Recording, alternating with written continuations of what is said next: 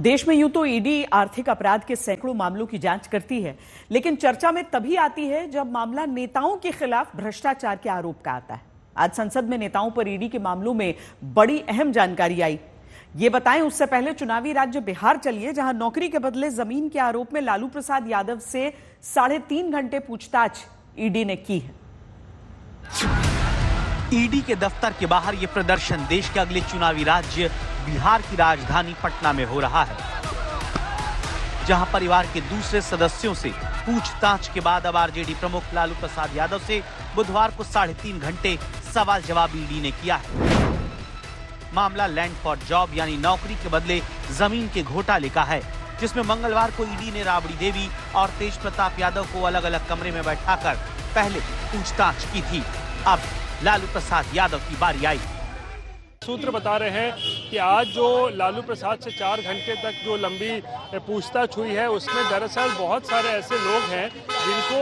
Group D में जब नौकरी मिली थी, रेलवे मंत्री थे उस समय लालू प्रसाद यादव जमीन के बदले, तो उन लोगों के बारे में पूछा गया है कि आखिर इन लोगों ने, जिसमें से कुछ लोगों के नाम मैं बता दूं, किशन देव, राजकुमार सिंह, मिथिलेश कुमार या अजय कुमार, इनको जो नौकरी मिली थी ग्रुप डी में, तो इन लोगों ने आखिर अपनी जमीन राबड़ी देवी ही को क्यों बेची या फिर लालू परिवार के ही किसी सदस्य को क्यों बेची, और इसका क्या कनेक्शन है कि जैसे ही इन लोगों ने जमीन बेची उसके बाद उन्हें नौकरी मिल गई। देश में आर्थिक अपराध रोकने के लिए जांच करने वाली ईडी वो एजेंसी है जिसके हाथ किसी मामले में किसी भी दल के नेता तक पहुंचते हैं, उससे पहले ही सियासत और चुनाव का रिश्ता जोड़ा जाने लगता है। तब ईडी की तरफ से नेताओं की जांच को लेकर अहम जानकारी सामने आई है। संसद में लेफ्ट के राज्यसभा सांसद ए रहीम के सवाल के जवाब में वित्त राज्य मंत्री ने जवाब दिया कि पिछले 10 वर्षों में राजनीतिक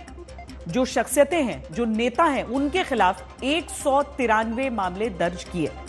जिनमें से 2 मामलों में दोष सिद्धि हुई। किसी भी मामले में मेरिट के आधार पर दोष मुक्ति नहीं हुई। जानकारी यह भी दी गई कि 2019 से 2024 के बीच ईडी की तरफ से नेताओं के खिलाफ ईडी की जांच के मामलों में उछाल आया। 10 साल में सबसे ज्यादा 2023 से 2024 के बीच 32 केस अलग अलग नेताओं के खिलाफ दर्ज हुए।